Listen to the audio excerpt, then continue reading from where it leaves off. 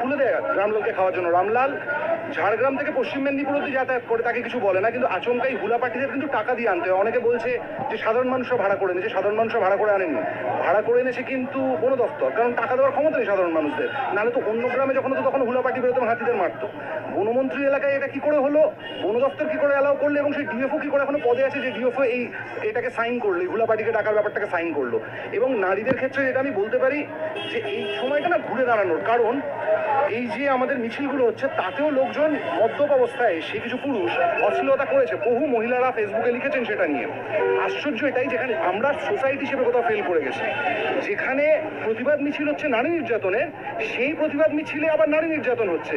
তার মানে এটার দায় কোনো মন্ত্রী, কোনো ক্ষমতা, কোনো শাসক এদের নয়, এটার দায় অ্যাজ আ সোসাইটি আমাদের প্রত্যেকের বাড়ির সমস্যা।